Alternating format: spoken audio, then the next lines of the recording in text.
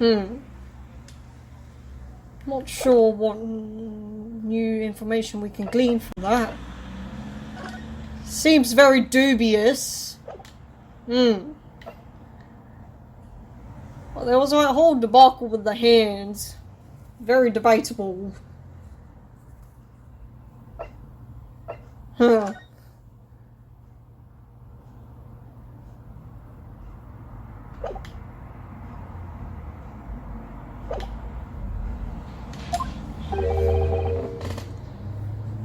Who is the girl? Her name is Gina Lestrade, my lord. She's a chancer, earns her custom on large crowds, relieving people of their purses. It's commonly called a pickpocket. What? This girl here, a petty thief?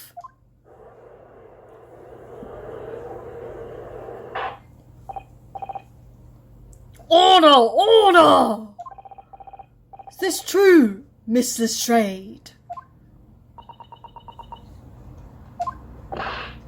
Miss Lestrade, you will answer the question. Oh, how dare you? What's the meaning of this? The girl, she's gone. Open your eyes. I'm over here. Good gracious, how? What was the point of that little sidestep? I know what you're thinking. Grown-ups are all the same. This dirty little dipper, you'll say, slipped up and got himself caught in the job. She got herself backed into a corner, so she knifed the gent. Go on, that's what's in your heads, isn't it? No, not at all. This is a court of law. We're here to determine the...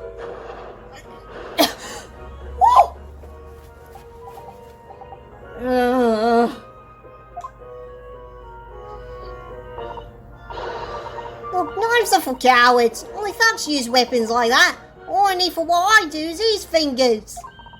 I'm a professional, alright. Maybe not in your eyes, but I've got pride in what I do. Let me guess. You don't count smoke guns among weapons for thugs? I don't get paid enough for this. Oh, this? Yeah, this was in a bag of lifted the other day, down where they keep the four-wheel drags. Looks awfully familiar. It's nice, isn't it? I like the pink best. Do not wave that thing in my direction again! Too old for this. So, you admit that you were riding the omnibus on the night in question?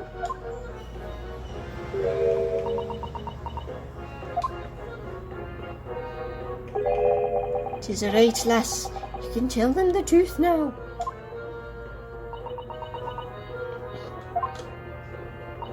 Oh, yeah. It's just like the Irishman said. The court accepts this girl, Miss Gina Lestrade, as a valid and significant witness in this case. Accordingly, young lady, we will now hear your testimony, if you please. You will tell the court exactly what happened in the omnibus on the night in question. If I have to.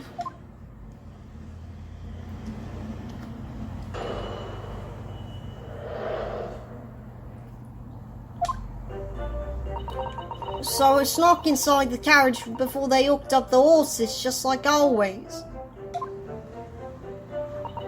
It was a royal waste of time. I got nothing to show for me troubles that night. I tell you, you can't see a blind thing in that hiding place. It's pitch in there. Then, after a while, I hear this loud bang. It nearly jumped out of my skin, I did. And the scream just came out. It's because of that. This will found me. He did help me get away, mind.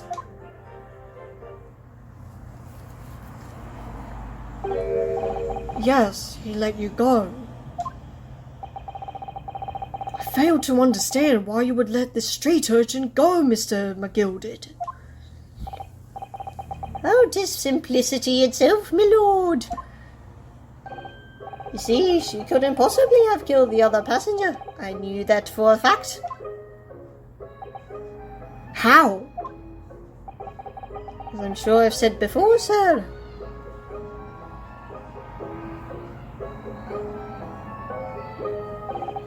I was sitting right on top of the place where she was hiding herself. I think a demonstration is called for.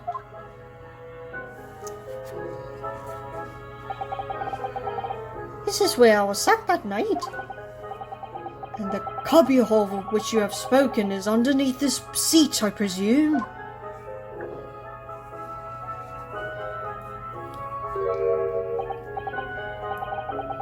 Yes. It does appear just large enough to accommodate someone of the girl's stature. Hey, but of course the wee lass was stuck in there. Because I'd packed myself in the seat for the duration. Oh! So, you see, that's why I let the lass boat. I knew that if the police found her there, they'd automatically assume she'd done it. And I couldn't live with myself if a young life was ruined when all the time I knew she was innocent. Even though you must have realised your action would result in your own innocence being called into question.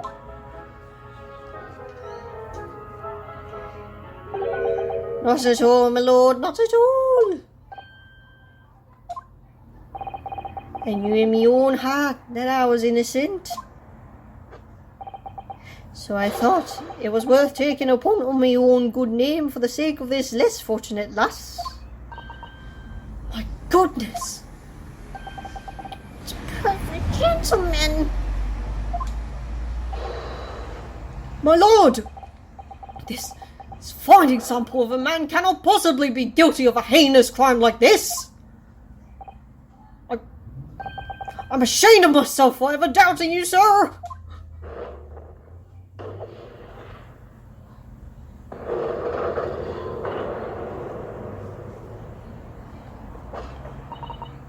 With calm, calculated reasoning, one arrives clearly at the truth every time.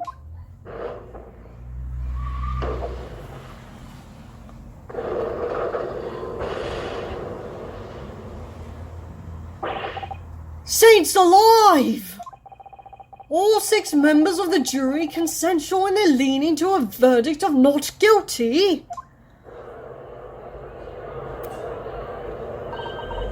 Mr. Nuttlehuddle, this all must mean... It must mean what? That we're victorious! We've won? Are you sure? Objection! Leg! The sight of my iron-heeled Wellington offends. Pray, do forgive the discourtesy.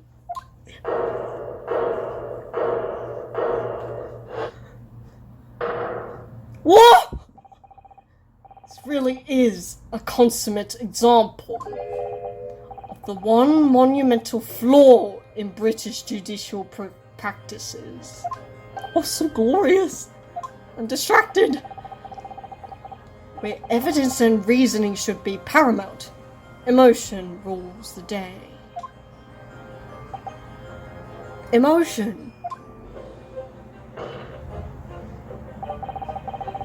The witness's latest statement gives us a clear insight into his true nature.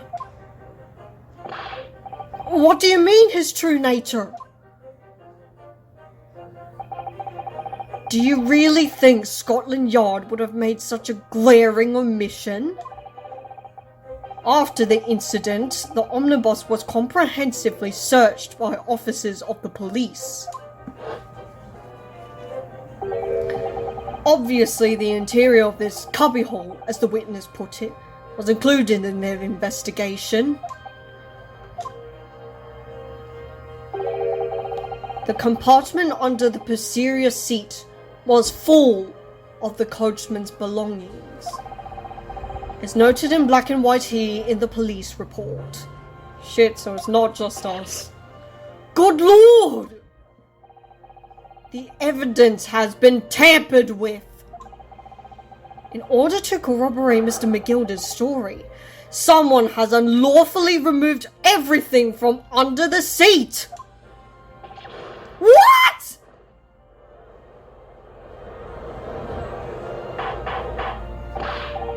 Order! How could such a devious contrivance possibly have been effected, counsel? Naturally, we must acknowledge the deficiencies of the constabulary in allowing this to have happened. However, I assure you, when the omnibus was wheeled into the courtroom this morning, the compartment under the seat was not empty. Well, my Nipponese friend. Me? When the carriage was submitted as evidence, doubtless you examined it in fine detail, as would any self-respecting practitioner of the law. Pray, what did you find the condition of the underseat compartment to be? Oh, to be sure, the young gentleman would be able to clear this up in a jiffy. Sorry?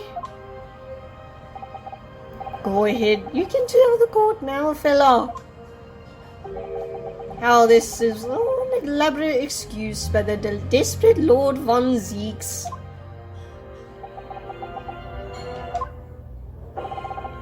Well, counsel, do you have something to say on this matter?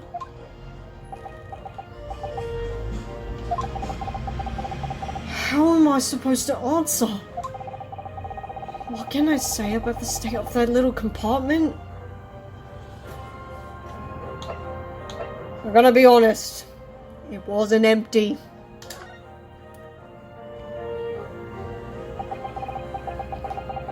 I really don't know if giving this answer is helping my cause as counsel for the defense. Well, we must be truthful. As far as I remember, at least. If our client didn't do it, there shouldn't be a problem, hopefully.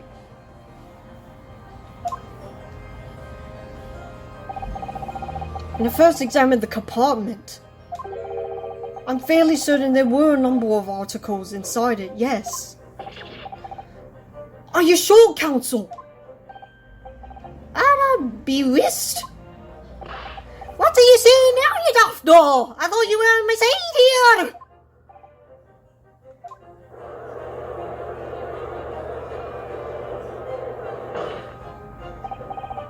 What game are you playing? The Great Ace Attorney, sorry. Your task is to defend the man in the stand. It doesn't mean I have to freaking lie about it, mate. Why would you say something to compromise his position?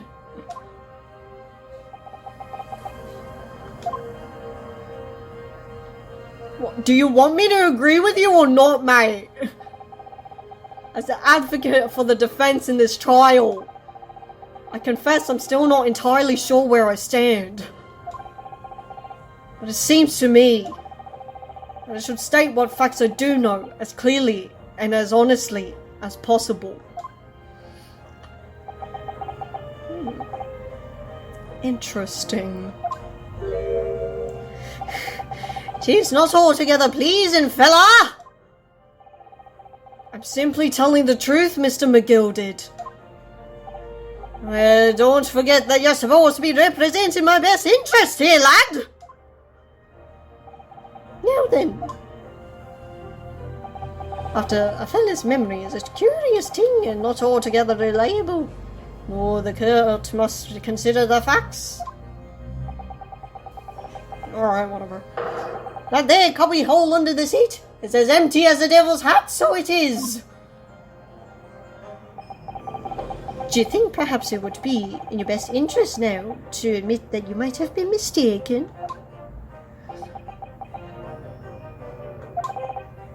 Why? Why do I feel like something's not right here? I should like the jury to weigh in on this matter, I think.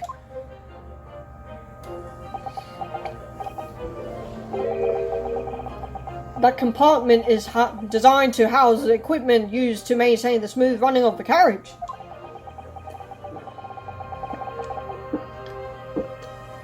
Let me take a swig too. The guild's rules state that omnibuses should be properly and fully equipped at all times. So it certainly wouldn't have been empty on the night in question. Beppo isn't that irresponsible. That money-lending fleecer and the pig purse are lying! Oh dear, how do we get out of this one? Ah! I can't believe I was nearly taken in! Stinking rich, always stinkers! Nothing but cowards, a lot of them! Okay, what about the pig purse though? The pickpocket? Oh no!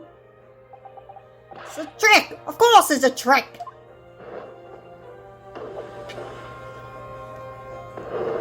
Well, yeah, but why? What's going on here? Quite so. I must concur here.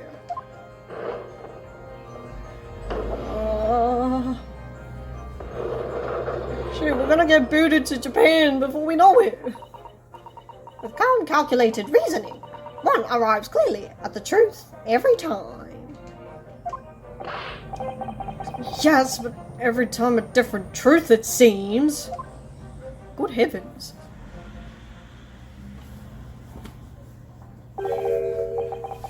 My lord, I humbly exhibit the scales of justice. Clearly, a verdict of not guilty at this time would be wholly inappropriate. Thank you, counsel.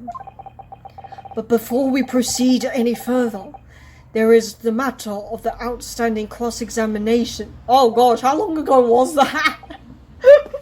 Oh my god. Everything's just giving me a headache right now. Counsel for the defense, begin your questioning of the witness, please. Yes, my lord. What just happened? What is happening? The whole balance of the trial just shifted almost beyond recognition. Do we have anything? Wait, we looked at this before, right? I don't know what to believe anymore. Stabbed once, journeying, internal hemorrhaging,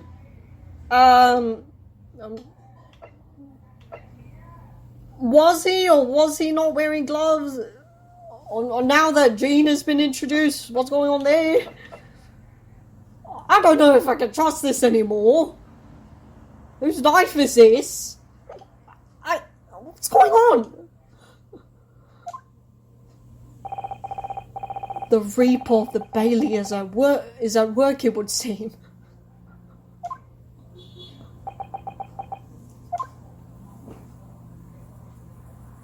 I know we're starting it, we're not in the middle of it. Oh gosh, I don't remember anymore.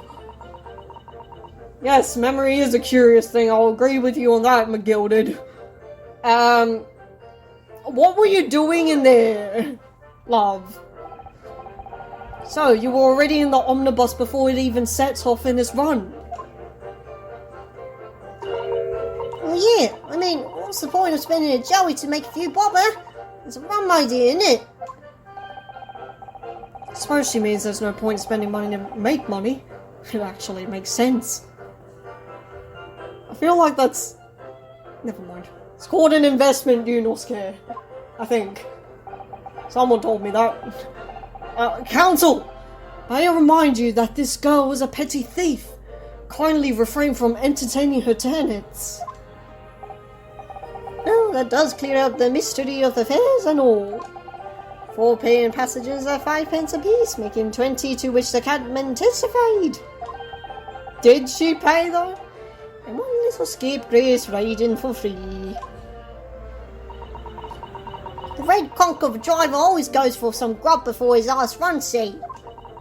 So that's when I slipped in the carriage and get myself hidden under the seat. Nice and easy, right? But your hiding place is a storage compartment full of equipment for the coach, no? Was she there at the scene of the crime then? What's going on here? Surely she can't be lying about that. Yeah, there's brushes and buckets and whatnot in there, sure. I always chuck all that out and cram it in a corner somewhere.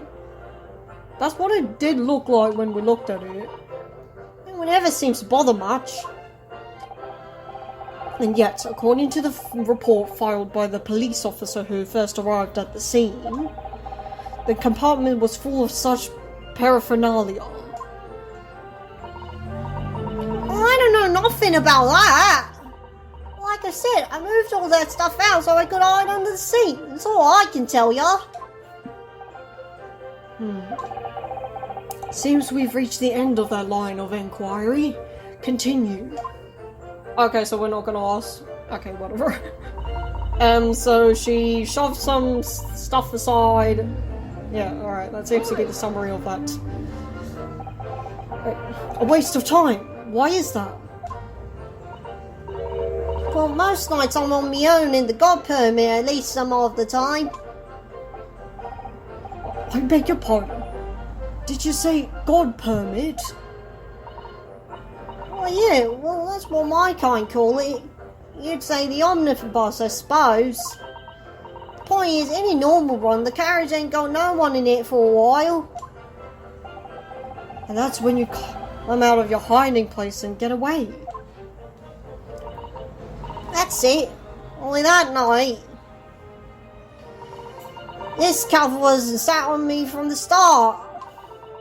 And he didn't budge the whole way, did he? Not 1 inch. It was totally stuck. Do you mean to tell us that you were present in the carriage for the duration? You were under the seat the entire time while events unfolded in the enclosed cabin? Yeah. Right, mister. To be sure, I was as shocked as anyone.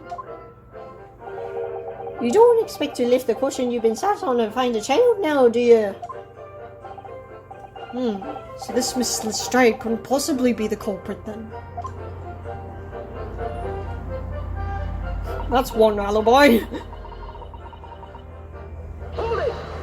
Right, but your other senses might work, eh? So you couldn't see out into the cabin at all? Well, sure. Most days I push the cushion up with me head and look out the crack. And then I can have a butcher's about who I'm gonna fiddle. I thought you were a pickpocket, not a butcher. I mean, can I have a look? The seat I get under ain't as plush as the other one, see? So most of the time, the passengers plant themselves opposite. For some reason that night, this Irishman spent the whole journey right over me head. And for that reason, you weren't able to push the cushion up to peek out. I see. Truth is, I ain't too happy in small dark places. Feels too much like being thrown in the clink. It's the only place to hide in them garages, so it's Hobson's choice. Why doesn't she just stick to picking people's pockets in the open then? I'd say there's some reasons she's not letting on, judging from her demeanour. So anyways, I was a bit scared, but I had to just stick it out under there. Nothing else for it. And after a while, I hear this loud bang. You jumped me out. Okay, just press it.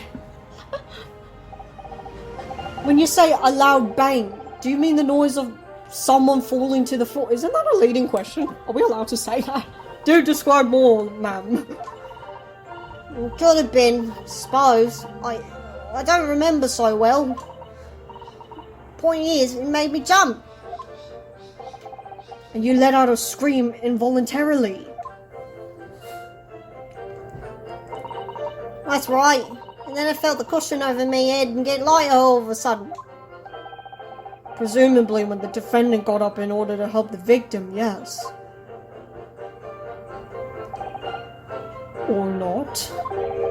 It could equally have been the moment the accused stood in order to stab his victim, could it not? Oh girl, did you see what happened at that crucial moment?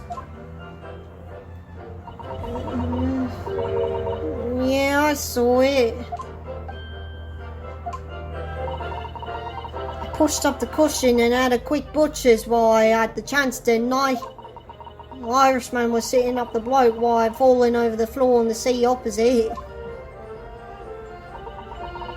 That matches Mr. McGilda's account, of course, if we can frickin' trust it at this rate. Well then, the fella starts turning around and looks right at me. Sucked back down again, but it was too late by then. Should have never risked looking at... Calm down. Because of that, this swell found me. He did help me get away, mind. And when Mr. McGilda discovered you, he pulled you out from your hiding place. Scared stiff I was. He dragged me out and sat me down on the seat and all. Next to the victim, Mr. Mason. Yeah, the bloke had a knife in his guts. He was still bleeding. And the carriage lurched a bit and he ended up falling onto me. You got blood on yourself, did you? How awful. Both my hands got covered in blood. It made me feel sick as a dog. Ah, so it was you they saw. Both her hands covered in blood. That must be what the rooftop passengers saw. I mean, some things got tampered with, but some things are also checking out, so I'm like, okay. After that, I believe you talked with Mr. McGilda for a while. Is that correct? He asked me some stuff. Wanted to know my name and what I was up to and all that. Then I heard something from above. Someone screamed. Yes, Mr. First on the roof deck, one would presume. I didn't want no one seeing me face, so I didn't look up. And the horses were drawn on smartish, and this here Irishman says to me, "Get back under the seat. I'll see that you can get away later."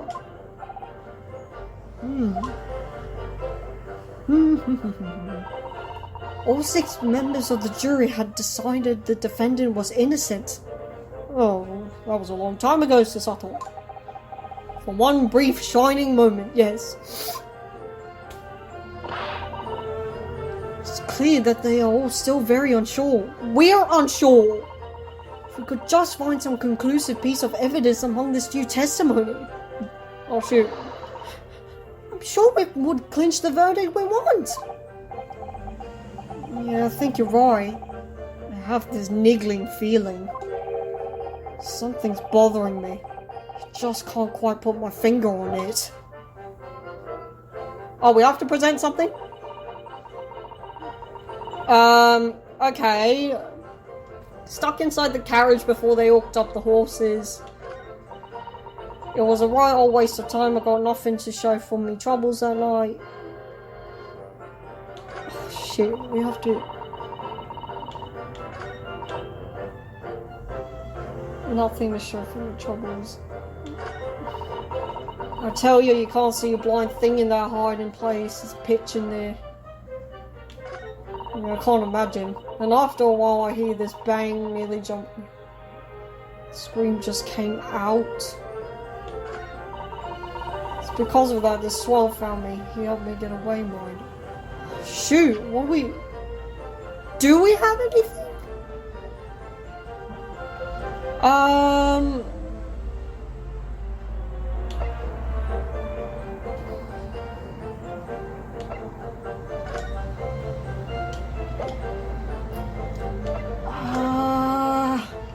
I'm not sure, actually. This is embarrassing.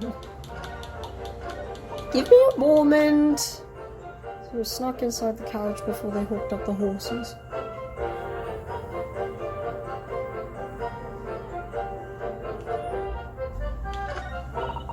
It was a right old waste of time. I got nothing to show for my troubles that night.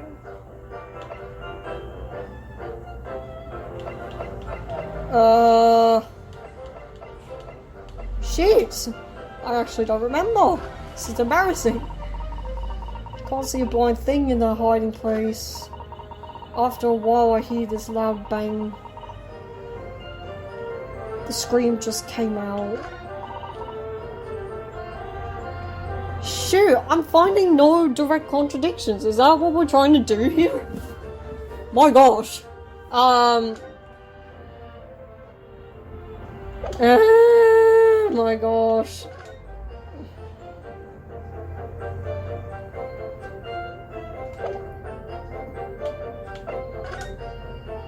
Both your hands. Was McGilded wearing that?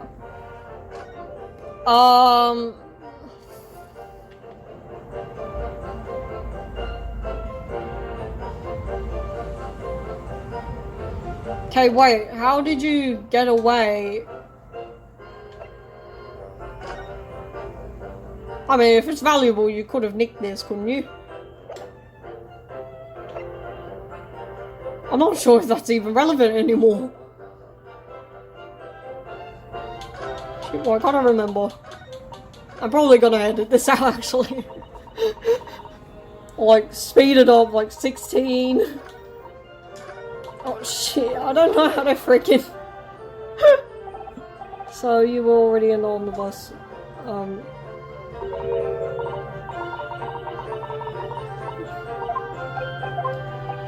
Okay, I'm pretty sure we pressed everything, but I'm just gonna make sure.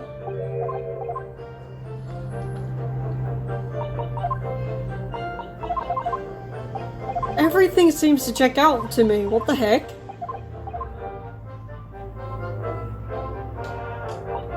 Oh shit. Yeah, alright, hold it. Hold your horses. Why is that? Well, most nights. My god, why is this hard? This is embarrassing, that's what it is.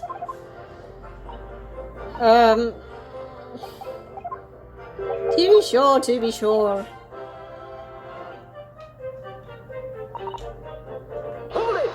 Can't see anything.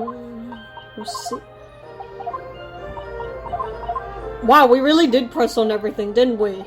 Oh! I ain't too happy in small dark places. Feels too much like being thrown in the clink. Did this happen before? Excuse me! Is something wrong, Mr. McGilded? Oh, I do apologize. Was there something the matter, Council? I'm just wondering if Mr. Lestrade's last comment made something occur to you, perhaps? You seem to be thinking something to yourself. Oh, no, it was nothing important. I was feeling bad for the poor lass is all.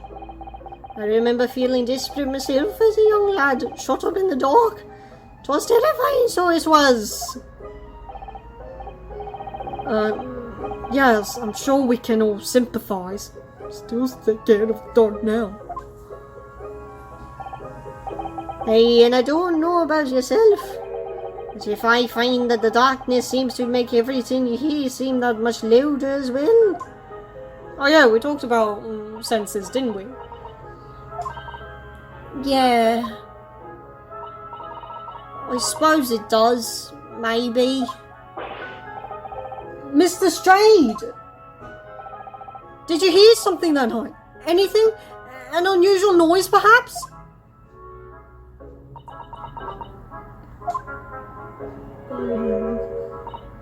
Nah, not really. What could hear was the Irishman snoring.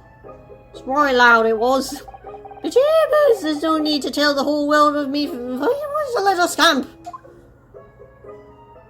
Happens to the best of us.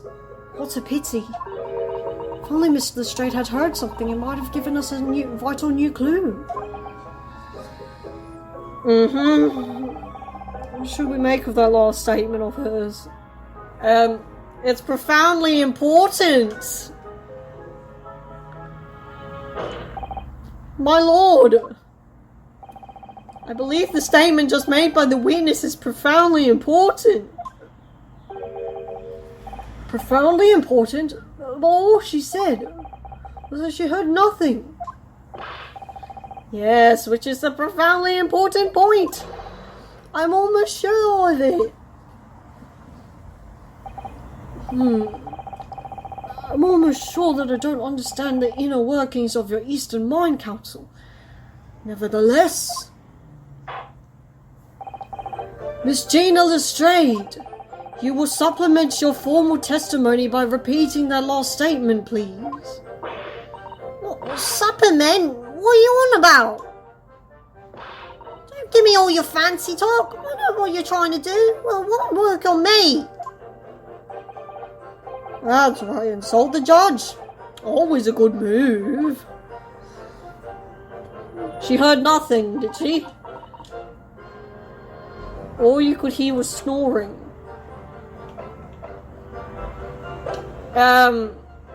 Should we just press on it? I'm not sure if we should bring up the body yet. Like, that might be a bit leading. We don't have proof. Speaking of proof.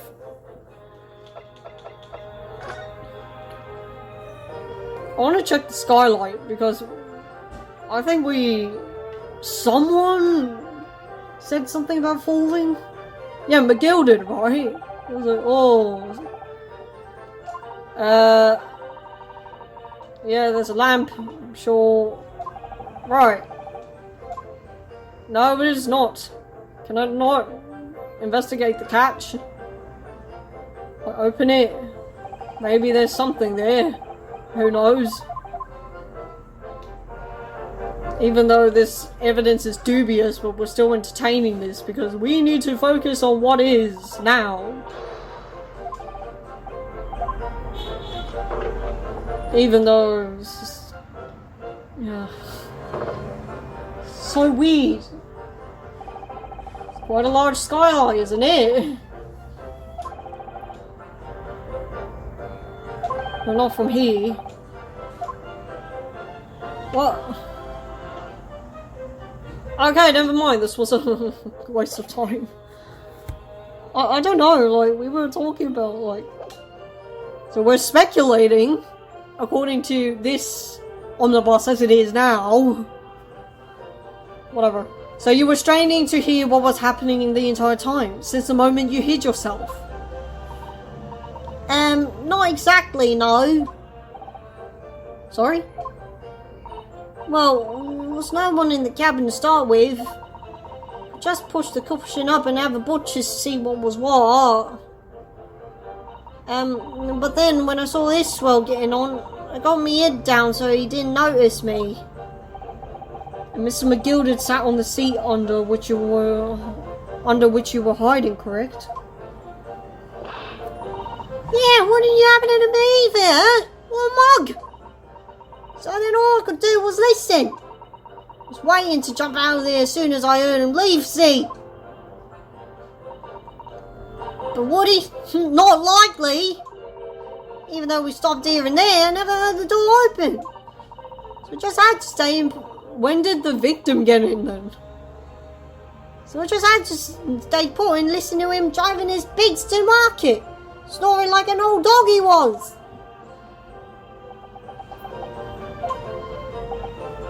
Are there any conclusions we can draw from that, I wonder?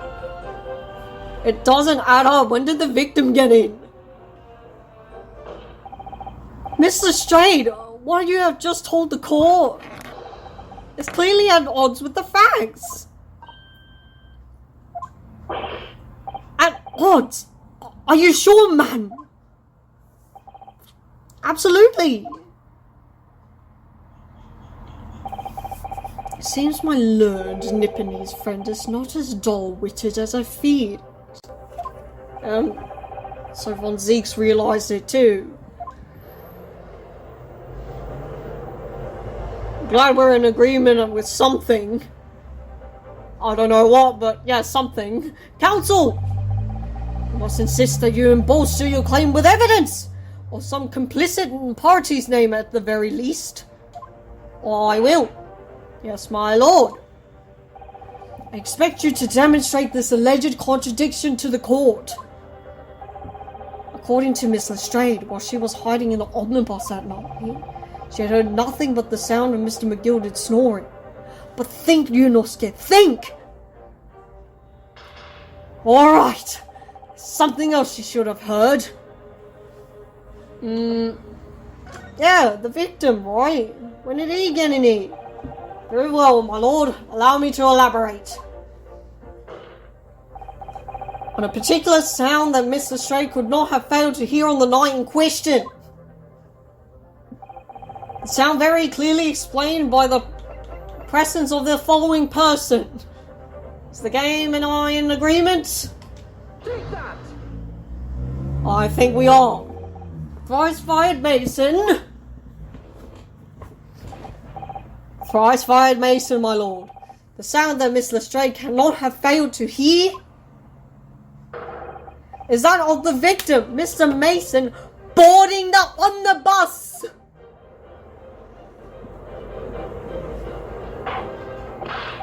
Order! Explain your reasoning, counsel. Miss Lestrade, allow me to confirm something. You claimed earlier that you were the first person on board the omnibus. Is that correct? Yeah, of course I was. I was gone while the driver was in the pub, didn't I? And the next person to board the omnibus was Mr. McGilded. Yes, it was. Not a soul was in the cabin when I claimed aboard. Not as far as I can see. Oh, right. Should have let you finish, eh? So you were, to all intents and purposes, alone in the enclosed... were you alone? Did I not just say as much? I wasn't travelling with anyone else, if that's what you mean. Yeah, I saw him get on, remember? Through the crack under the seat cushion. He was on his own for sure. And from what we've heard, the carriage made a number of stops after its onward journey. During which time, did you not hear the door opening or closing at all? No, I never heard it. It's exactly what I was listening for, waiting for this swell to leave. In which case, when and how did the victim end up in the carriage? We know that the victim collapsed inside the enclosed cabin of the omnibus. Therefore, Miss Lestrade's statement about what she did or did not hear is at odds with the facts.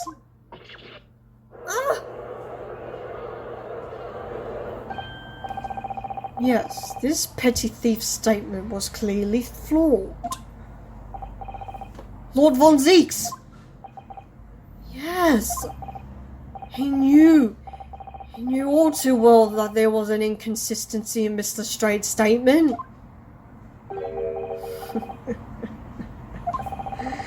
It would seem words of thanks are in order for my learned friend. What are you talking about? Uh-oh, I have a bad feeling about this. You have demonstrated matters impeccably. This witness and her colourful statements are entirely unreliable. Her words are convenient untruths, nothing more.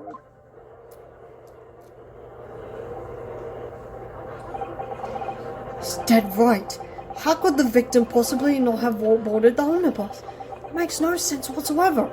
This girl is a pickpocket. Let's not forget that. Lady? Wait!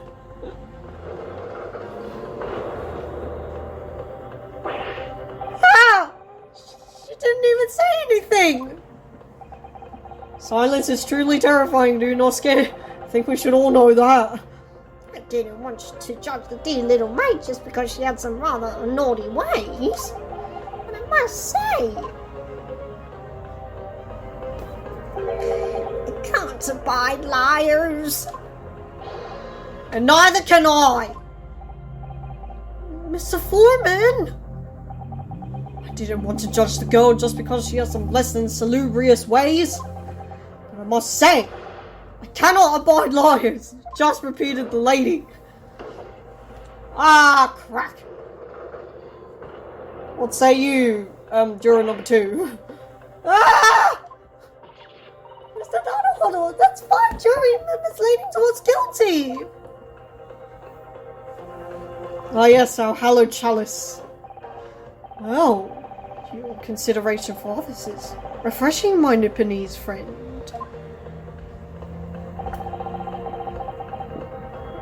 To the considerable troubles you have spared me. What? Oh my god, he's actually drinking! Yes, very refreshing. Ah!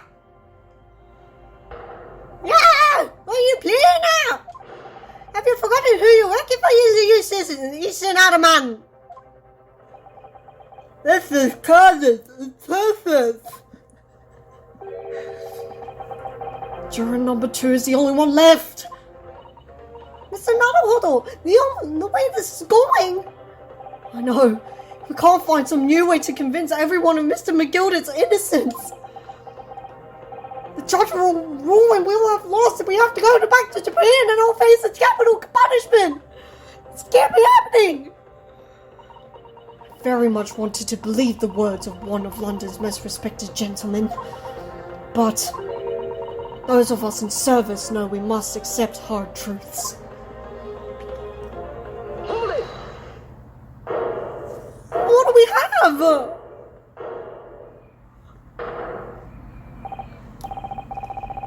Yes, the witness's last statement seems to have revealed a critical inconsistency in the story. However, if we consider the possibility that her statement is in fact the truth, it may shed an entirely new light on this whole case. What are you saying? Allow me to sip from my hallowed chalice myself. Oh! Counsel! I'm sorry, sir. Whatever do you mean? Counsel, I will not tolerate you attempting to prorogue my adjudication. Explain yourself at once. When the accused boarded the omnibus on the night in question, the victim was nowhere to be seen. Subsequently, the carriage door was not heard opening a single time, as testified by the witness in the stand. And yet the victim's body was found inside the carriage. What's the meaning of this? Where'd the chalice go? If this petty thief's words are to be believed, how do you explain the victim's miraculous appearance inside the cabin of the omnibus? Okay. Ooh.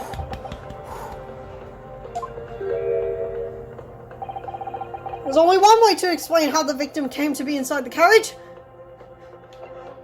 There's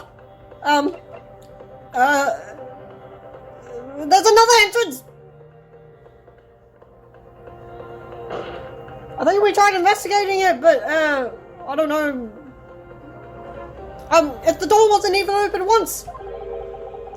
The only explanation is that the victim entered the enclosed cabin some other way. Objection. I wondered what new fantasy would come up with in your blind panic. But behold, the omnibus is here for all to see. Yeah, well, do you trust it? You were like... I don't know if I trust it. Only one side of the enclosed cabin is furnished with a door. The other has only windows. Fixed windows which cannot possibly open. In short, there's no entrance to the cabin other than the door.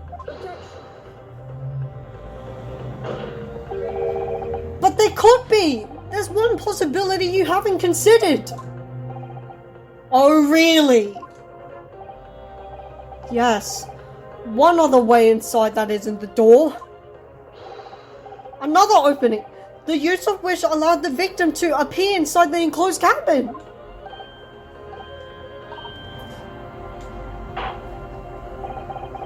Alright, counsel. The defense will identify the location for the court. Here is the omnibus on which the incident occurred. Where on earth is this entrance by which the supposed victim entered the cabin? The skylight. Take that! The answer is obvious. It can only have been the skylight. I say, skylight. Objection! Well, your ludicrous proposal almost has me lost for words. However, the skylight may well be large enough for someone to pass through. Objection! So you claim! But do you have a shred of evidence to support your addled brain theory?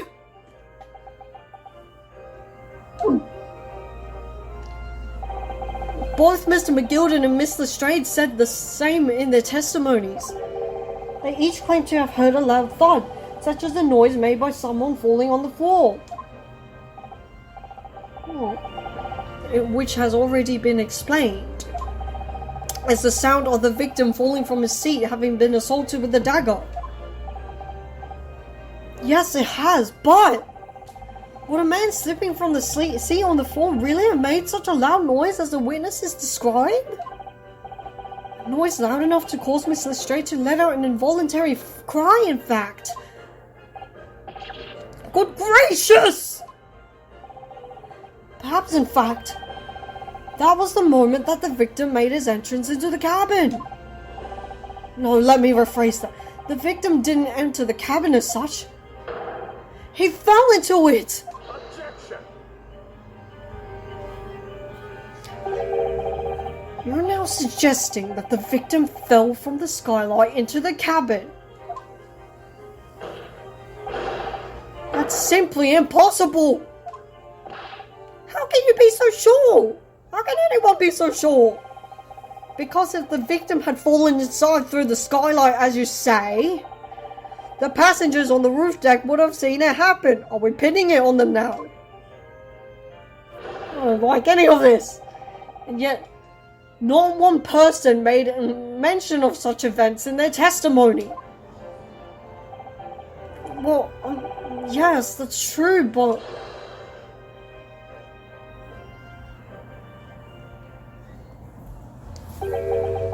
there's a humble fella. Make a wee comment here. Mr. McGilden? To be sure now, the two fellas who were sat on the roof that testified afore said not to know the victim falling through the skylight. But it seems to me, my lord, that it's not so much a case of them not seeing, but hey, it is a case of them being unable to see.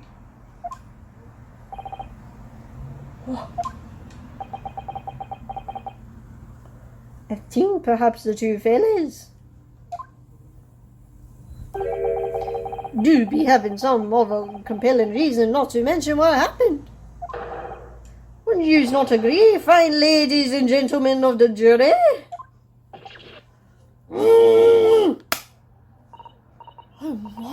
Oh my goodness! Surely not! There's two chaps on the roof. You mean the ones who stuck that knife in the man were... Ah!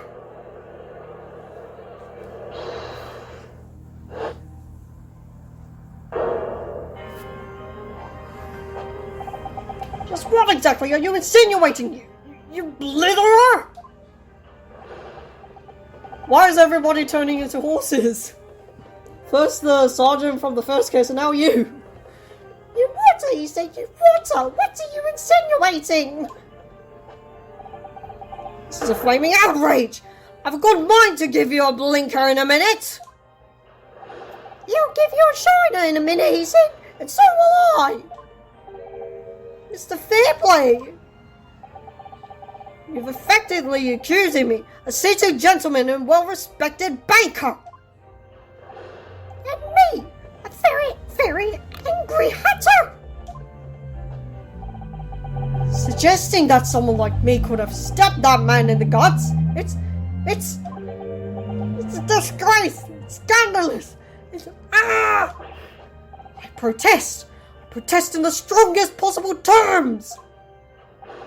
That's right, I protest too, about you, you rotten scoundrel!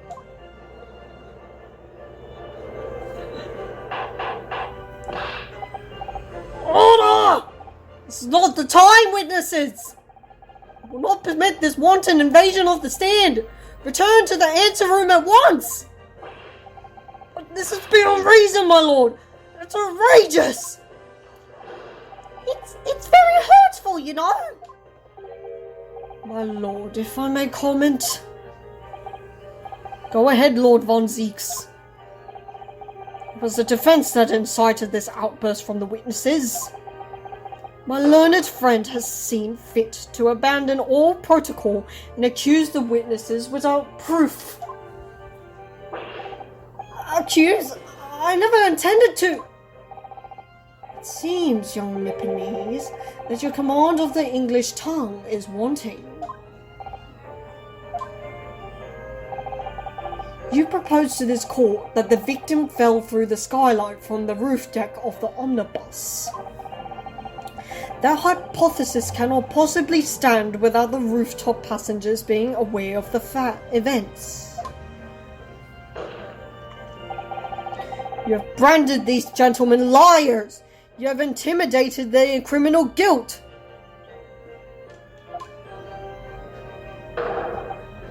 In our British courts of law, this is what is termed a baseless accusation. I know I was rash to put this idea forward without any actual evidence, but... You can't just dismiss it without a second thought! What are we wasting time for them to testify? I thought there was something fishy about the hats from the moment I laid eyes on that fellow. I think everybody's suspicious.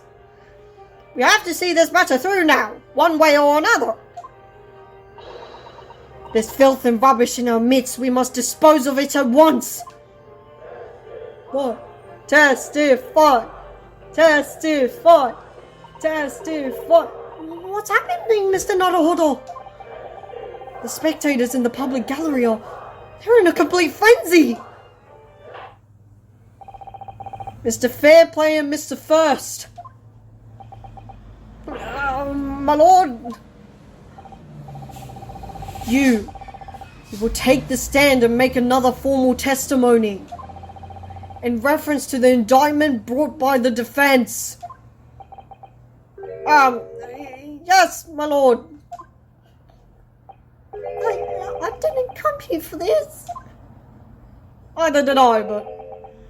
Excuse me? There's no time to think this through. All I can do is keep pushing forward.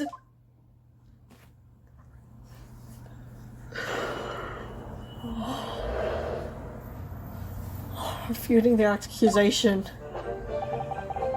We were the only two people on that roof deck, dead or alive! I can swear to that! If anything happened while we were sitting, don't you think one or the other of us would have noticed? In any case, neither of us knew the first thing about the victim. We had no reason to kill the man. The skylight was shut the entire time, I told you. We couldn't possibly have opened it. Well, the inside people couldn't. You're so sure the victim fell through the skylight. Where's your proof?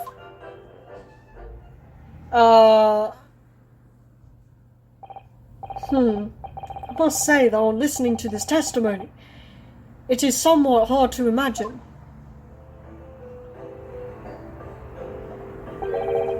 how either witness could have performed any malevolent act on this open rooftop deck without the other noticing forthwith. Maybe they were in a cahoots? I don't even know anymore. That's right, you see! We're innocent, I tell you! Although, logically, of course, the argument falls down if the two of you were in collusion with one another. Yes! What? Yeah! According to investigations by Scotland Yard, the two witnesses share no common dealings. Ha!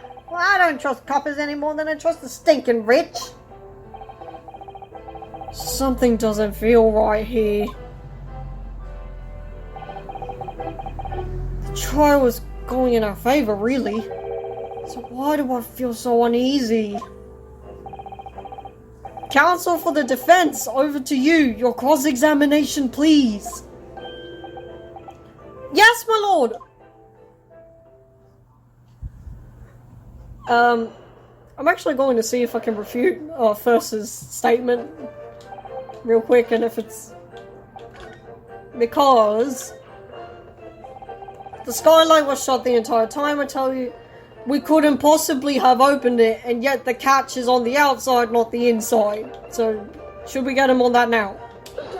Dang it! Okay. Come on! Let's just consider the implications of this statement for a moment, shall we?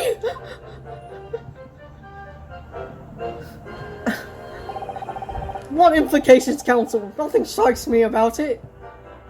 Okay, game. Whatever. Exactly. There's nothing striking about it. What does strike me? What strikes me is your propensity for the inane, however. I need to clean my head and come at this again from a different angle. Yeah, whatever.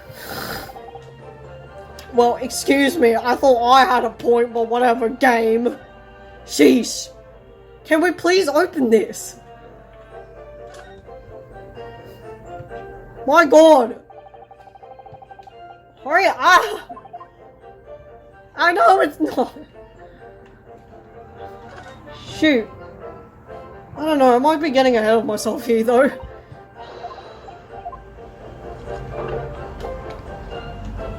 Hello, Ketchup, once more with feeling. You know, if we can't open it from the outside, I'm pretty sure reinvestigating the inside's redundant, so I'm just... Sorry. Should I just press? I feel like I should just press. Oh, shoot. Avoid the bumble. At least there'll be flavor text. I probably haven't seen it before. Who the heck knows? I don't even know anymore. Hey, questioning everything. So at no point in time did the victim, Mr. Mason, climb up to join you on the roof deck. Absolutely not, dickhead! No question about it, he said. None at all! Oh, but yes, of course. I remember seeing them both. I saw the victim inside the enclosed cabin talking with this man here. Is this true, Mr. McGilded? Dear me, my lord, at the risk of repeating myself, I boarded the omnibus alone and nodded off inside almost immediately. It's an outright lie! Without doubt you were engaged in... Let me stop you there, fella, and ask, do you have any evidence at all? Ugh! 'Tis all about evidence in the court these days, so it is. Yeah, apparently tampered evidence is included too. You'll do well to remember that. Why go to such lengths? I saw you with my own eyes!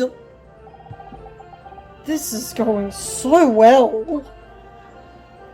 Oh, dear me.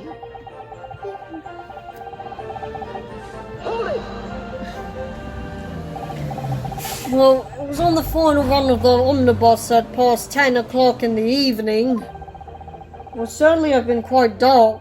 Perhaps too dark to see clearly? Maybe? Is this some kind of a lark? Is this some kind of joke, he said? Is that what this is? Or perhaps one or the other of you fell asleep briefly? Oh, you fair dinkum, sir! Are you serious, sir? That's what he said. It's impossible, I tell you. I'd give you the keys to the vault if you could have fallen asleep in that bitter cold. And if you did manage it, your eyelids would freeze shut and you'd never open them again. That's extreme. It was extreme, I tell you. I had to put up with it because this man had locked the door. Any true gent would have unlocked it and let me in when I knocked. I'm dreadfully sorry about that young fellow. But you see, I was away with the fairies and I didn't hear you at all. That's a lie! I saw you through the glass! You were talking to someone! No, it was a cold night, so it was. People do be seeing things that aren't real in the cold. It is hardly surprising, really. Seeing things? Seeing things? I believe we have reached an impasse here on this particular point. You! Don't take it personally now, old lad. If I'm a suspect in this case, then it is only fair that you and the other fiend are too. Open and free competition is what a capitalist society is all about. This isn't a competition I shouldn't like to be involved in, really.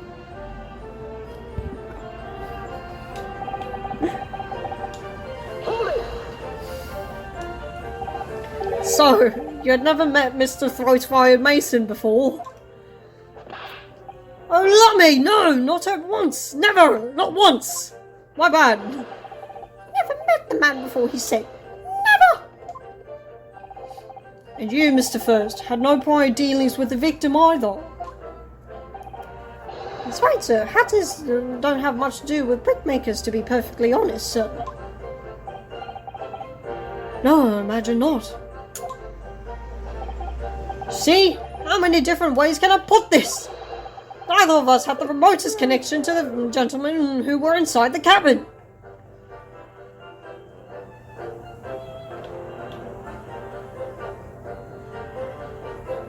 Interesting. A connection.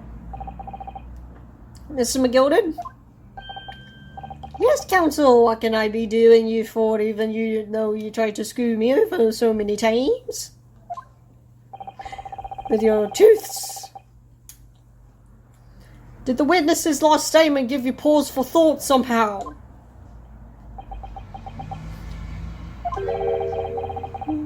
Not the remotest connection. Is that right now, I wonder? What are you insinuating now? Ah, Mr. Fairplay. 'Tis been too long, so it has. My client. Ah! If I'm not very much mistaken, I believe 'tis fast approaching, isn't it? Your repayment date? I beg your pardon? You borrowed 20 guineas from you, sir. In conscience. Rate of interest. You tricked me. It's extortion. No, isn't that a touch of begrudgery, is it? The sort of begrudgery that might motivate a fellow to pass his claims off on another, perhaps? Ah! And young Mr. First? Me, sir? What do you want with me, sir? You do be making hats for a living, do you not? The top hat's laid in above your own head. Is that one of your own creations, is it? Oh, well, I'm still just an apprentice, you understand. I'm learning to find the perfect fit of whatever fine gentleman walks through the door. The perfect fit, is it? Well, it is a very distinctive design, so it is. Many customers like it, I tell you. They like the distinctive touch. Customers? Such as Trace Fade Mason? Ah! Hiding that, are we? There was a photographic print of the victim submitted as evidence of my lord. Oh, this you mean? I can't help thinking that the poor fella's hat looks distinctly familiar, wouldn't you say? Oh! That's one of my hats! Aye, that it is. So it seemed the brickmaker was a customer of yours. The sort of customer, I'd wager. You had a wee quarrel over the distinctiveness of the goods. Oh, no, sir. Absolutely not, sir. Well, there's really nothing more to add. It wouldn't be right to say that the two fellas here haven't the remotest connection to the victim, you see. Wouldn't you say? I rest my case. You little weasel! Ah! He's better at this than I am. Gosh, Mr. McGilvray certainly has been thorough in his research, hasn't he?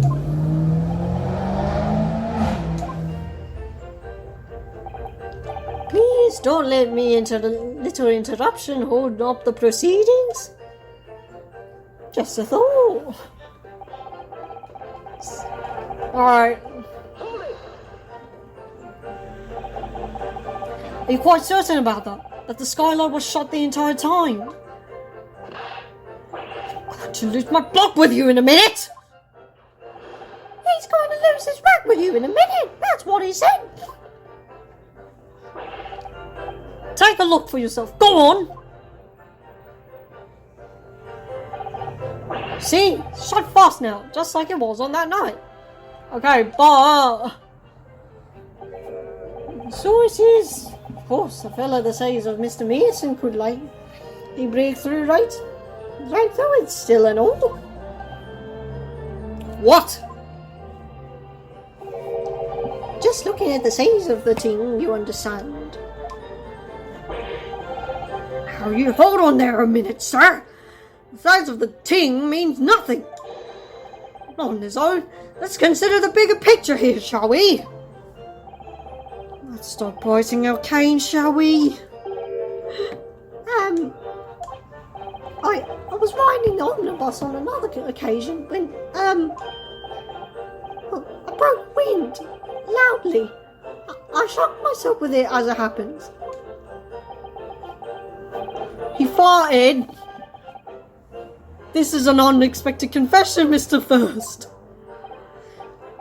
I just mean to say, well, the point is, I tried to open the skylight, you see. But it's just my luck. I couldn't make it budge. The stench was terrible. Ooh. Everyone was looking daggers at me, sir. When as red as a rouge, I did. Are you expecting me to sentence you? Or was it loud or proud or silent but violent? Oh no, sir. The point is, the skylight can't be open. I tried and tried when I was inside that cabin of shame. Do you have something to say about that, Gina? Oh wait, what one is it? 8.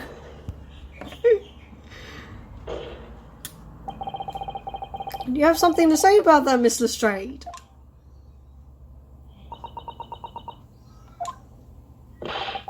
Miss Lestrade!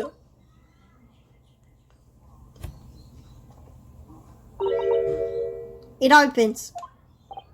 Y'all not see the... It's taken this long. Skylight. That's what we're talking about, right?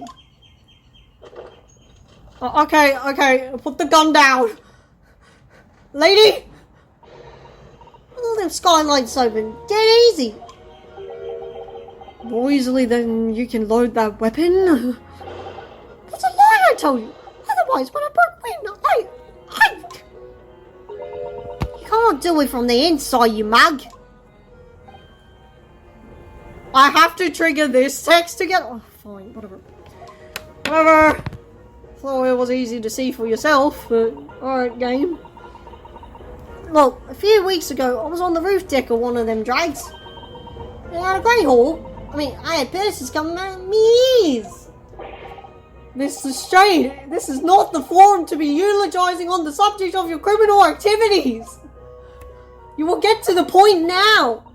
Well, anyway, I had a bit of a scare. I lifted the last bloke's purse, he got wise to me. All four of them surrounded me, so I couldn't hop off the bus and leg it.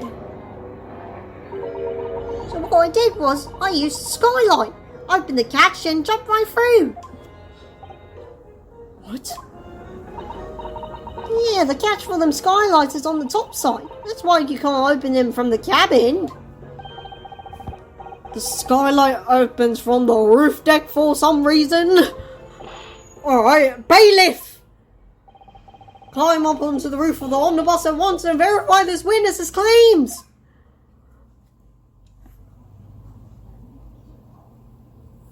And there it is. Well, there you have it.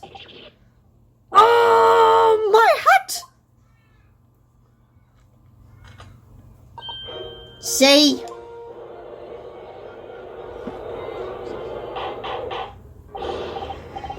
Order! So it appears the street girl's statement is quite true for once. I don't believe it. The skylight opens, and from the roof deck. Mr. Knucklehuddle. This could be the clue we've been looking for.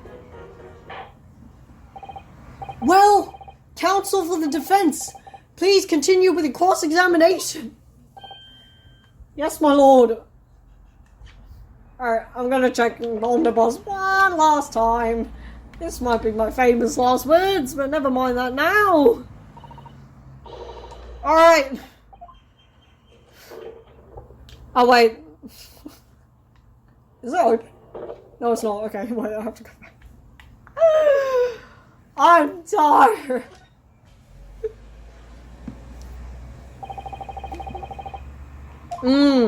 But now the catch has been undone, we should be able to open it.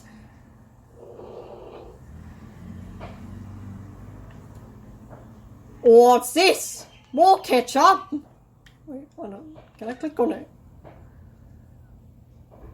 You can certainly see inside the carriage through this opening, that's for sure.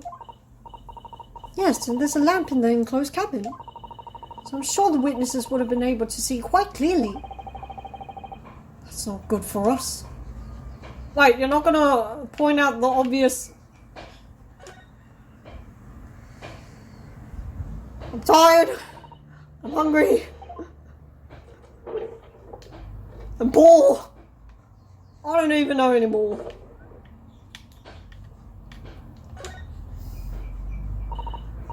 Yes, it does open very wide, doesn't it? Wide enough to kick someone like you through, certainly, Mr. Nuttlehuddle. Why someone like me?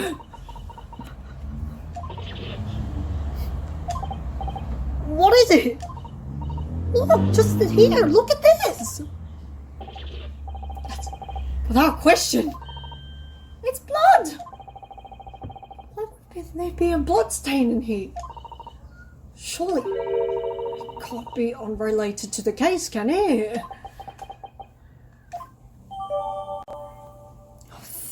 Whew. Took you long enough, game. I know I'm getting a bit ahead of myself, but still, it was obvious from the outset. So, skylight opens. Perhaps I should investigate for myself. Which we already did. If you're so sure the victim fell through, where's your proof? I've got proof! Not sure if it's reliable, but it's something that corroborates our hypothesis. On the night in question, the victim was fatally stabbed in the stomach. And immediately afterwards, the victim's body was pushed through the skylight into the cabin below. Those are the facts, and the irrefutable proof remains clearly visible in the omnibus that stands before us today in this very courtroom. What? That's utter hubbub. That's utter humbug. You can't possibly have any evidence. No, you can't. I mean, we didn't do it, I tell you. It's impossible. Irrefutable proof. Here in this courtroom. Counsel! My lord!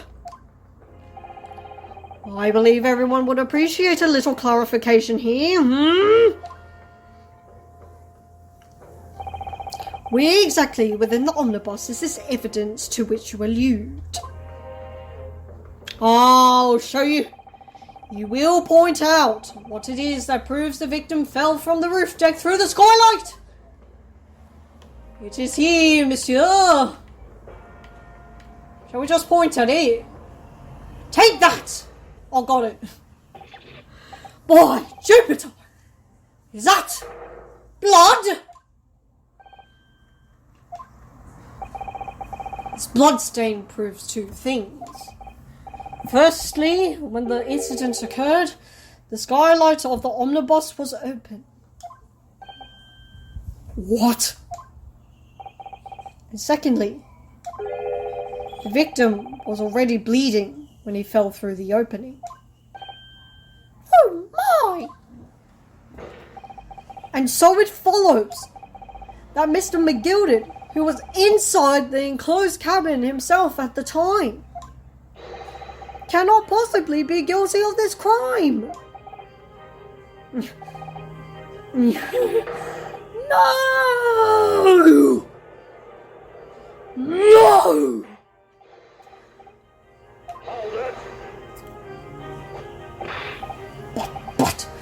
Hold it. But the blood could have been sprayed up there where the fellow was stabbed inside the cabin. That's specific. Why would the catch be open in the first place? And only found its way to that particular spot on the skylight. Sure, that would be very convenient. This whole thing is convenient. Let's keep it in mind that the skylight can only catch can only be unfastened from the roof deck. I myself wouldn't have been able to open it now, would I? But there's no way to know for certain, is there? The gent really fell through the skylight, I mean. Why don't you have a good look at the floor of the cabin between the two seats, Mr. First?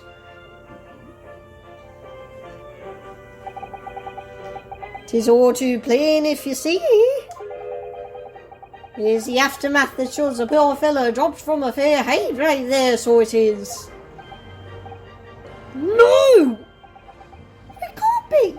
It's all lies! My fellow jury members,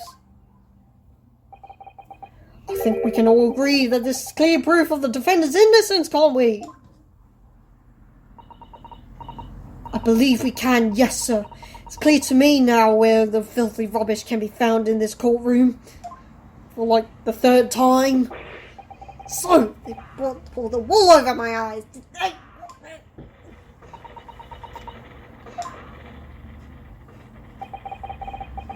I won't tolerate any of the guild's carriages being sullied with blood. I won't tolerate it. Oh, I always knew that nice gentleman who gave us that delightful park couldn't have done such a thing. Lady, on the count of three then. 1, 2,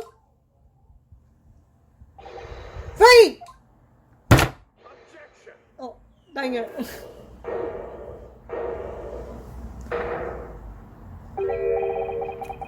chilling performance Mr. McGill did. Oh, what would you be referring to there now, Lord Von Zieks? Bloodstain on the frame of the skylight. Such evidence is null and void. Why? For one extremely simple reason. That smear of blood never existed. What are you talking about? It's there for all to see, and it's clearly blood. Orange, but alright. I personally attended Scotland Yard's investigation of the omnibus. The officers involved went over the carriage with a fine-tooth comb. And, so I can say it with absolute surety, no such smear of blood existed in the carriage. At least, not until this trial began. But, are you suggesting, Lord Von Zieks, that the stain of blood was fabrication? Yes, and while this court has been in session. What?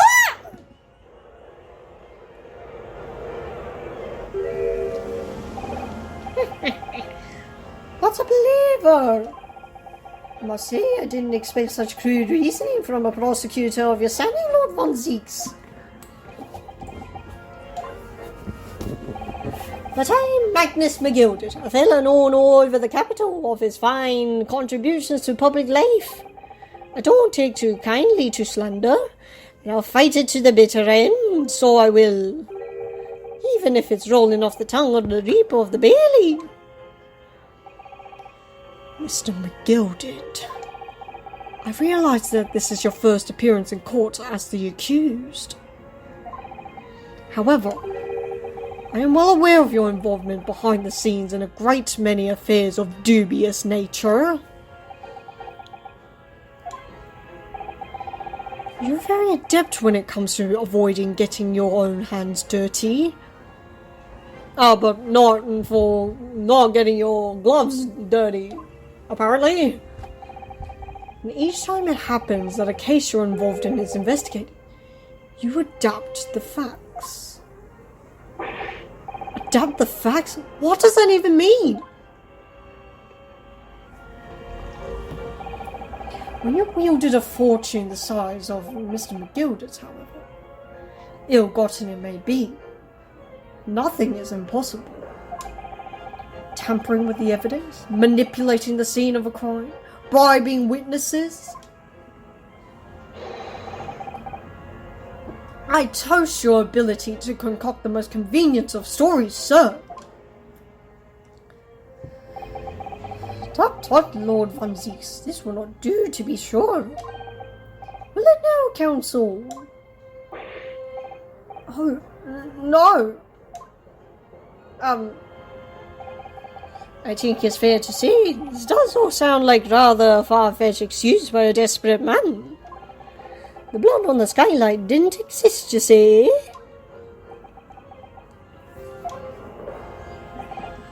But if you would all cast your minds back, is it not true that the omnibus has been in the courtroom the entire time? How could anyone have put a smear of blood in it without the world and his rape scene? Isn't that right now, counsel?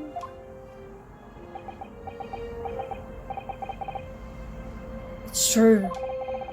The omnibus has been in full view the entire time that court has been in session. My learned friend.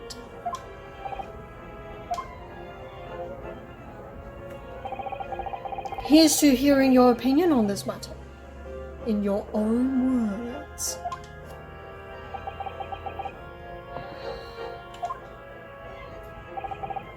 As you wish. Could someone have tampered with the omnibus during this trial? If you're asking me, I think it could have been possible.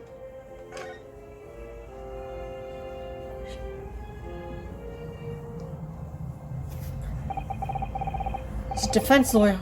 It's my job to advocate for the defendant as best as I can. But still, I feel as though there's something even more important at stake here.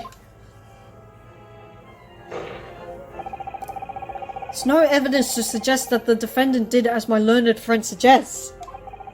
However, in terms of having the opportunity to carry out the alleged tampering, there is one possibility. Oh! Good gracious! Explain yourself, counsel!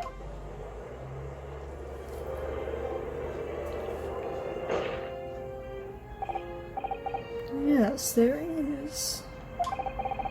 It seems my learned Nipponese friend has no intention of running from this deceit. Deceit! I'm sure everyone still remembers clearly. The recess that we were forced to take. As a result of the smoke grenade fired by the witness currently in the stand, Miss Gina Lestrade.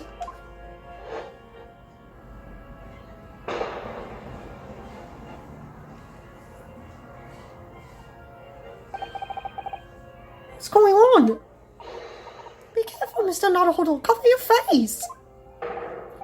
Bailiff, don't let the accused escape. Secure the omnibus. By God, emergency recess. Bailiff, ensure the defendant is in custody and clear the courtroom.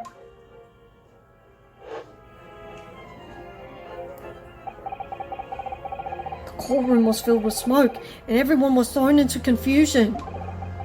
All of us were made to leave this chamber.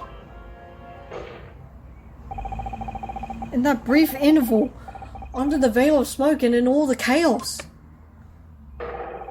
it could have been possible to steal inside the omnibus.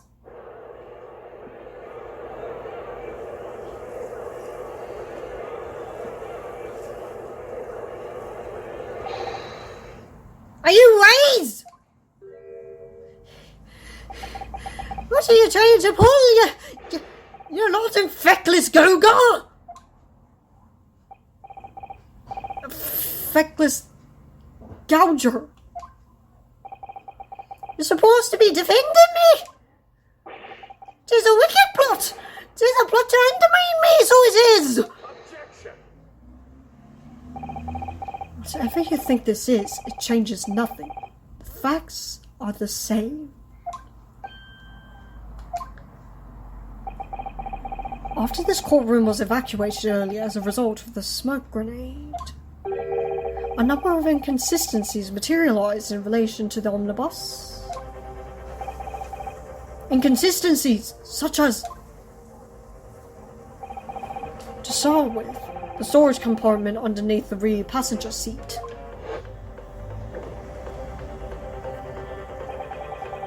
When the police investigated the omnibus, this compartment was full of the driver's items. Secondly, we have the smear of blood on the edge of the skylight. As I have said, that was not present at the start of the trial this morning.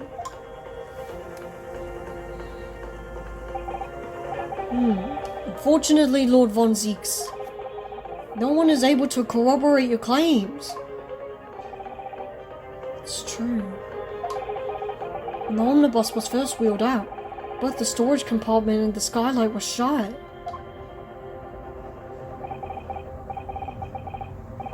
Accordingly, I'm afraid to say, we cannot establish with any certainty if this evidence is the result of tampering or not.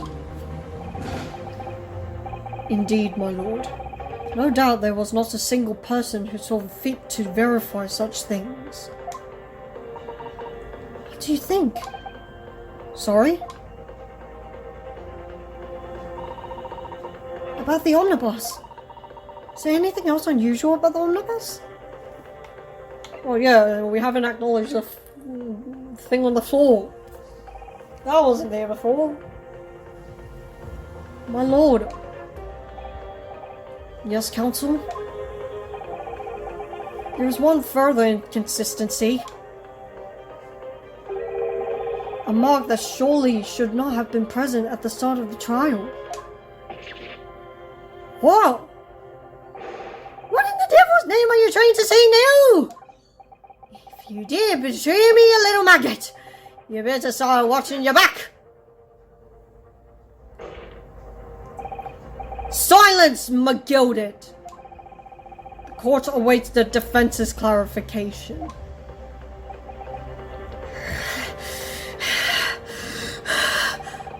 This trial keeps swinging one way and then the other.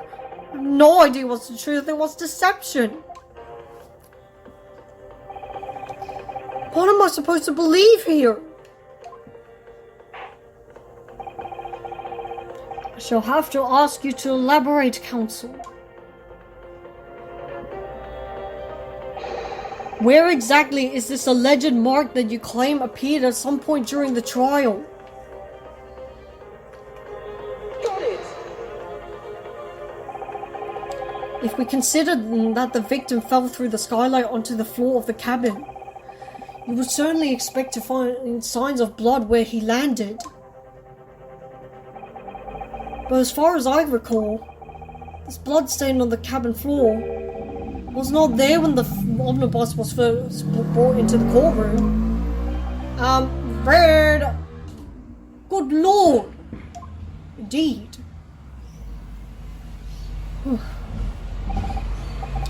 Yes, I do believe you're correct, counsel. Well said. Though, as advocate for the defense, one might say that was a very careless slip of the tongue. Do you want me to lie, or... Bruh? I believe that blood stain on the floor is a decisive piece of evidence. But if the question is whether that evidence is genuine, or whether it was unlawfully fabricated by someone, I feel compelled to admit that there's at least a possibility that the evidence is fake.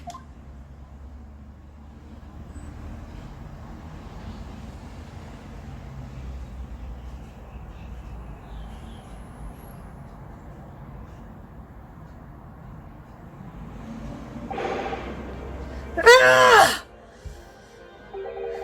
This trial is over! Mr. McGilded, I've done everything I possibly can to cooperate with the court, but it is all over now. But you're the defendant. There's all that I tell you. Right on your ring, dude. Wow. Memory, recollection. What people think they saw. It is all a nonsense. Facts are what counts. And the fact is, the bloodstain was there. New. Well, and over the course of this desperate trial, long and extremely drawn out as it has been, the good-for-nothing Reaper, the Bailey, has failed to present any decisive evidence at all. Scandalized, so I am. I thought better of Lord Van Zeeks. Well, my lord!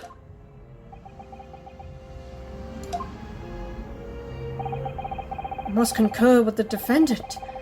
The unaffirmed recollections of an individual cannot stand as evidence. At this moment in time, the particular bloodstain in question is very much in existence. And in the absence of any credible method by which to prove its alleged previous non-existence, I regret to say that it would be improper for this trial to continue. Your lordship can't be serious. Lord Van Zeeks, what is your position?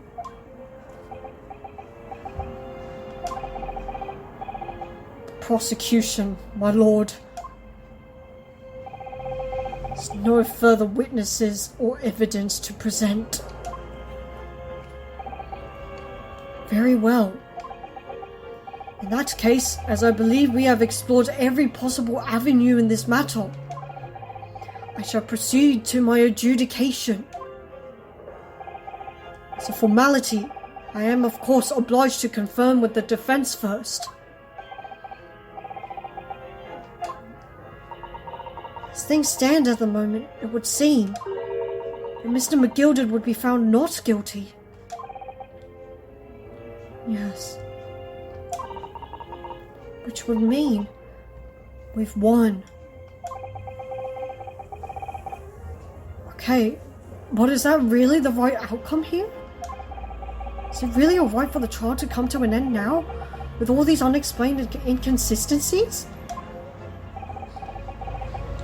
Counsel for the defense, your closing statement, please.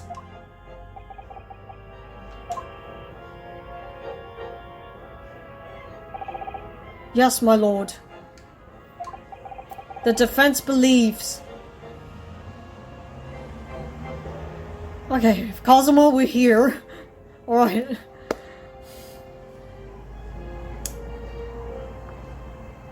I don't think he would have allowed this to... I don't think he would have allowed... The defendant could be guilty.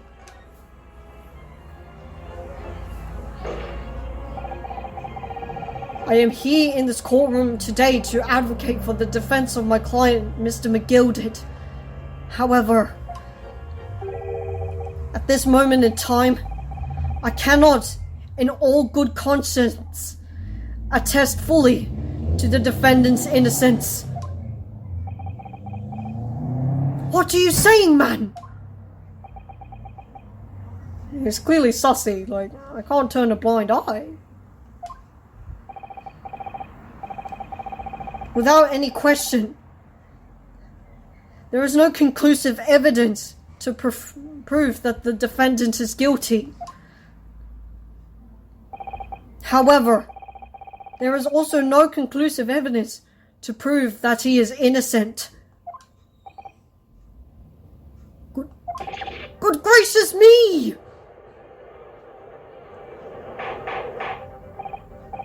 Order! This is unprecedented behavior, counsel. Defense lawyer calling the accused's innocence into question. Are you sound of mind, man?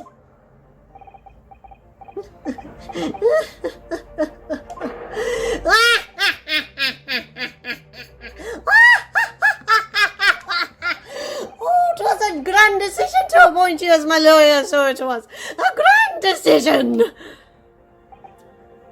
What? I must say, I didn't expect quite such an exciting spectacle at the end here, but still.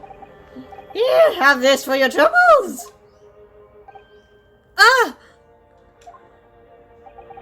Your job here is done, my fella. And some fine work you've done, so you have. What do you mean? Does the right honourable gentleman so succinctly put her forward? The trial cannot go any more. In your closing statement there was, how did he put it? Nothing more than a formality.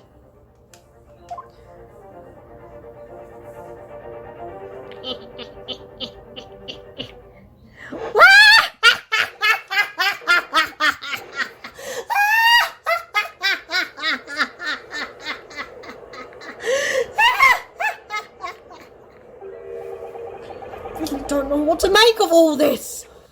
Oh shit. Is the evidence we've seen genuine? Was it fake? His lordship would be fuming, and the unsightly rubbish should be disposed of promptly, as I said. The stinking Rachel is guilty of something. Mark my word. I feel terribly ashamed that I ever doubted that lovely man who gave us that lovely park.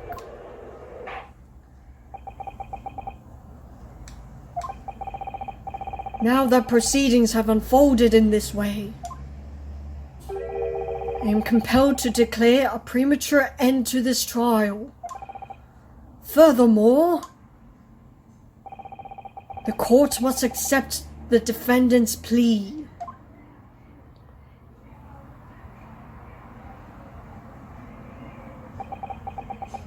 I thank you kindly, my lord.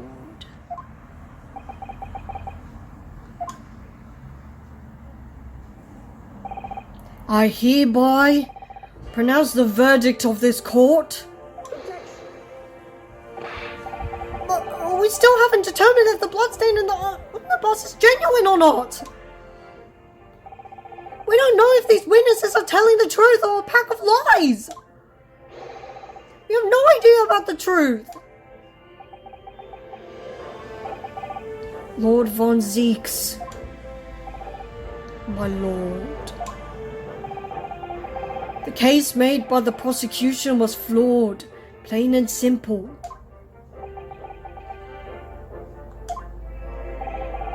If indeed the omnibus presented as evidence was tampered with, the prosecution is at fault for allowing such a disgraceful perversion of justice to take place. My sincerest apologies, my lord. But wait! When we evacuated from the courtroom, Lord von Zeeks ordered the evidence to be secured.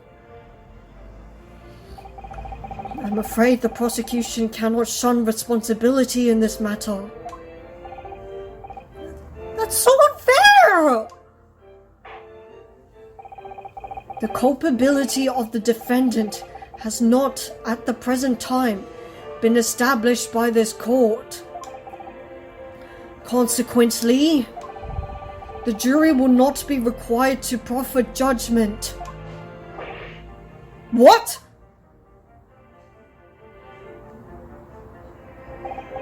Well, Lord von Zeeks, it's been a pleasure, so it has. And as for you, my dear fellow, I couldn't have asked for a better defense. Do you mean to tell me that this has been a grand waste of time? 'Tis the law of the land, my good man. 'Tis the land. 'Tis the law. If you'd like to pursue this matter further, you can always go ahead and try to change the law. Magnus McGilded. Good grief! You're more to say to me, have you? Just one thing. A warning. This is far from over.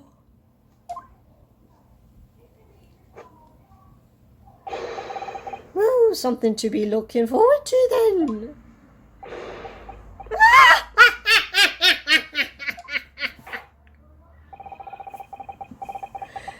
I hereby pronounce the defendant, Mr. Magnus McGilded,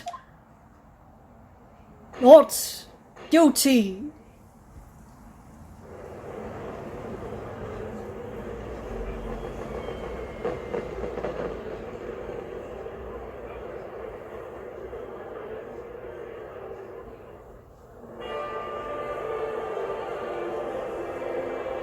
I can't believe it.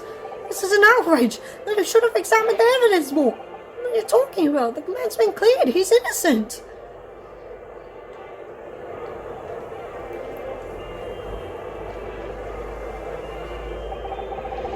With the courtroom in pandemonium for the second time that day, the judge delivered his verdict.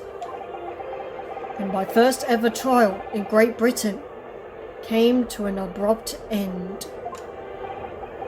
with the defendant being found not guilty, ostensibly a victory for us.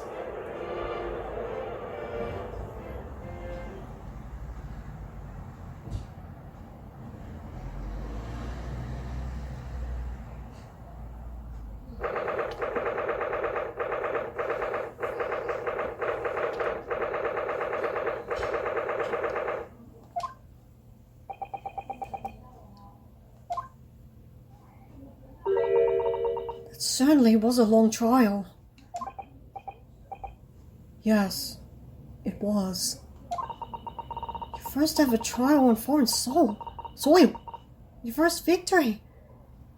It was a wonderful performance. My heartfelt congratulations. And to you, Mr. Sato. Thank you for your assistance. I suppose we should be happy.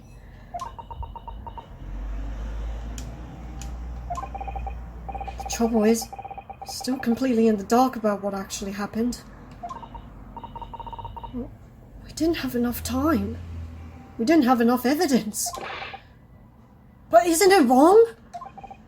I mean, who was actually responsible for Mr. Mason's death? We don't even know that.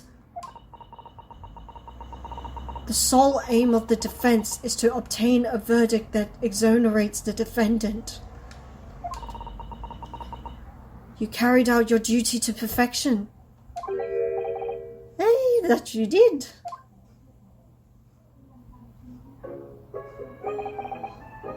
Mr. McGill did. And that girl is with him too. Well, it seems the stories are true. What stories? About the 6 enormous fireworks they do be letting off when there's a guilty verdict of not guilty. I'm sure you may have seen them now. Spectacular, wouldn't you say? Yes, definitely. I've heard it was a sight to behold, and to be sure it was. And I've you to thank, I suppose, for having an opportunity to see it.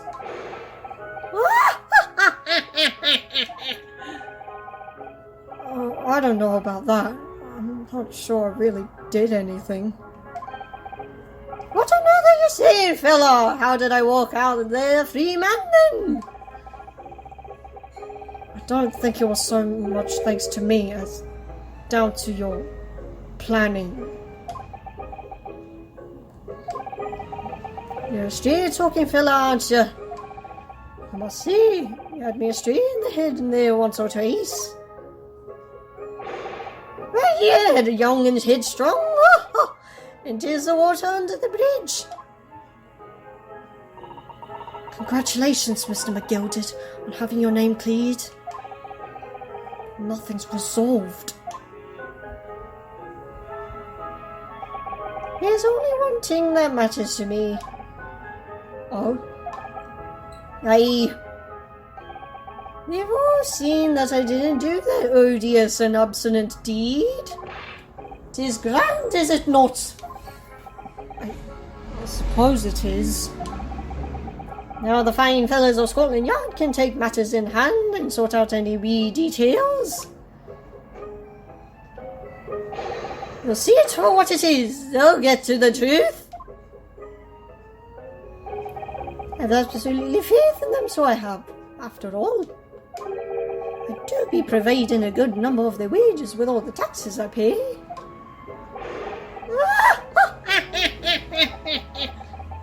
It's not that funny. So then, as we agreed aforehand, 1,000 guineas for your troubles, fella. No, I couldn't possibly accept that much. What, I'll be whist. You're a humble people, aren't you, from the east? Well, if you insist. But have this, still and all. You deserve a reward. Mr. Magnus McGilded!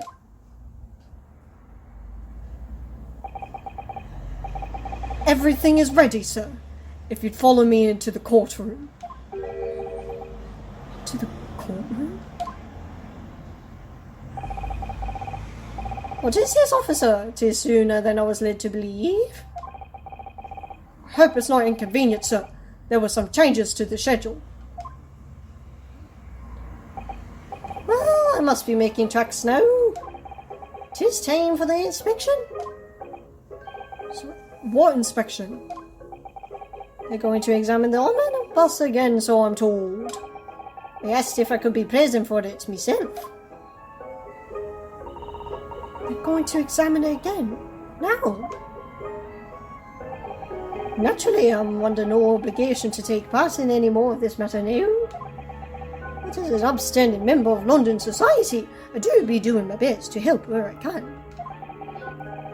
'Tis a gentleman's duty, so it is. 'Tis a gentleman's duty. So then, fare thee well. 'Twas an absolute pleasure meeting yous. I hope you have a whale of a time when you're studying here in Great Britain. Farewell. And there he goes. Free man.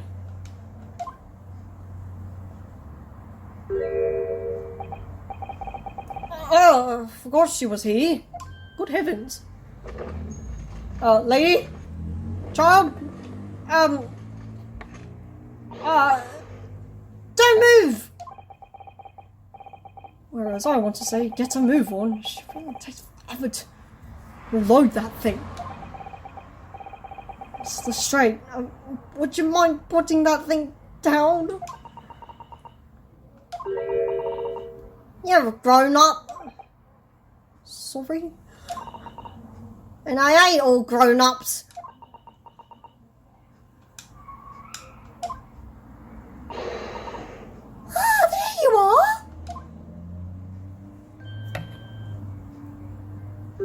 I have a feeling this child's voice is going to kill me. Naughty, naughty, running off like that. Is this some kind of picnic? Who is this little girl now? Taking that with you as well.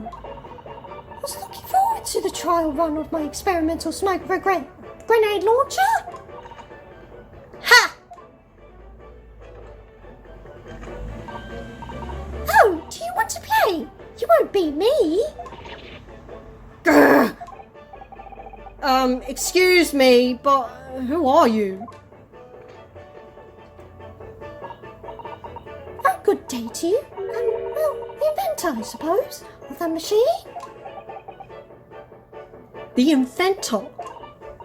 Well, normally smoke grenades are so dull, don't you agree?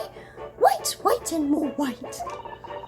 If you have to be shrouded in smoke, it could at least be a pretty colour, I thought to myself. Oh my god.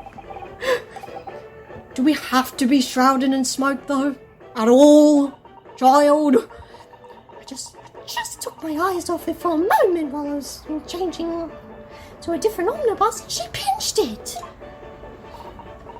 Luckily, I fitted it with a telegraphic beacon. Tell her, was it now? No idea what this girl was talking about. Good heavens. Anyway, you're coming with me now. Back to my laboratory. What? What for? To apologise, of course, to my technician. What, you mean, say sorry? You must say sorry when you've done something wrong. Surely an adult has told you that before. An adult? I don't listen to no adults. Come along then, follow me. Fine, have it your way. Oh, good. You see, I knew you wanted to do the right thing in the end. Fairly sure that what she wants is to not get shot by the massive gun of yours. It's a whole bazooka. We'll be leaving now then. Bye-bye. I'm so sorry for all the fuss.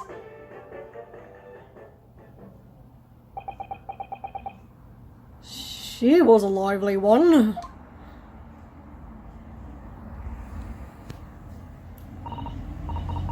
Well, do you think perhaps we ought to be on our way now too? Yes, you're right, but where to? Oh, We haven't had time to find a place to stay. The sooner we had arrived in London than we had to rush here. All our travelling cases are still with the bailiff. I was originally planning to spend today in search of lodgings. But at this late hour in the day, I'm afraid we may be out of luck. Don't worry though, I have a plan. If the worst comes to worst, I've heard of a lovely park where we can spend the night. Please tell me you're not thinking of McGilded Park. I know it may be a bit chilly at this time of year, but our youthfulness will see us through. Maybe your youthfulness. I'm not so sure about that. I think a midwinter London night will freeze a young person solid just as easily as an elderly one. Dear, it doesn't sound agreeable. I'm starting to regret turning Mr. McGill down. 1,000 guineas would have paid for a lovely warm room or mansion.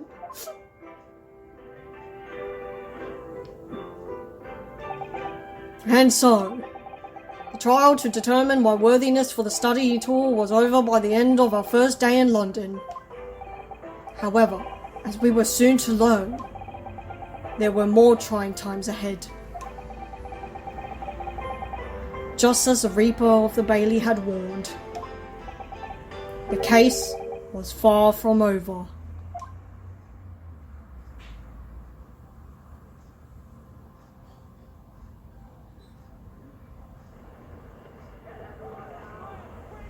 What's going on? Get the fire brigade! Water! Bring water, quick! What? How did this happen? I don't know, sir. By the time I got here, it was already engulfed. No one was supposed to be allowed in here before we started investigating.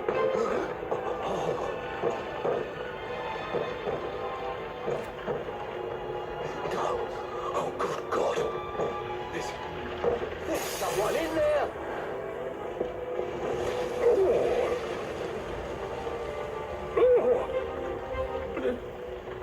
This can't be.